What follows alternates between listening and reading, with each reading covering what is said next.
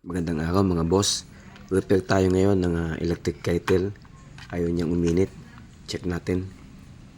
Yan. So, i-on natin. Okay. So, yan po. Wala siyang ilaw. Wala siyang LED light. So, ayaw siyang gumana. Tanggalin po natin. Tapos, buksan natin itong kanyang base. Titingnan po natin kung anong nangyari dito sa kanyang power line muna kung okay. So may dalawang screw po dito, tatanggalin po natin ito. Yan.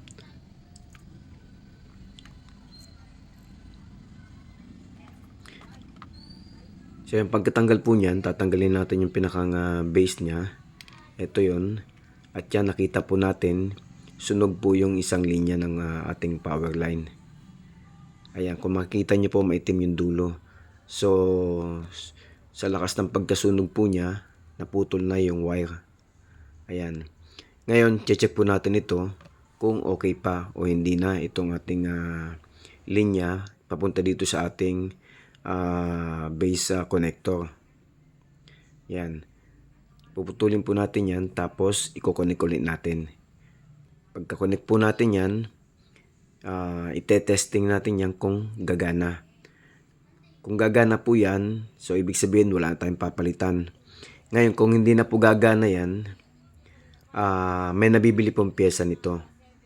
So yan, testing po muna natin. Ito, nakita niyo po yan. Kakabit po natin uli yan sa kanyang terminal connector. Ayan. Pag naikabit na po natin yan, te-tester natin kung okay. Ito. Ayan.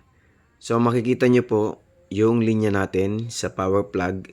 Te-testing natin yan papunta dun sa base connector ng linyang pinuntahan niya kung may continuity. So yan, so far okay naman siya. Check natin yung kabilang side. So yan po. Okay. Meron din po. So ngayon po, ang gagawin po natin yan, isosolder natin yan o ihihinang natin yan, power line niya dun sa base connector natin. At pagkatapos niyan, testing natin ulit kung gagana. Okay. Yan. Testing na po natin. Yan. Switch on. Wala. Ayaw.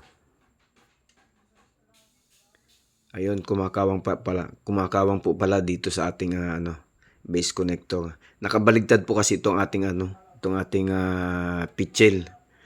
Nakabaligtad kaya yung ating base connector kumakawang kasi wala pa yung pinakang niya lalagyan.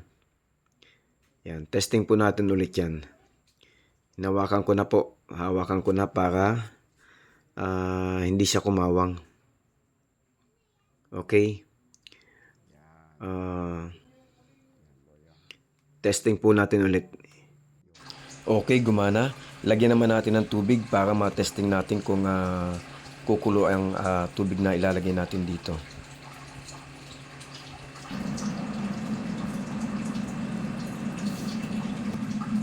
So yun, okay na po. Sa mga hindi pa po nakasubscribe, please subscribe po sa ating video channel. Thank you po.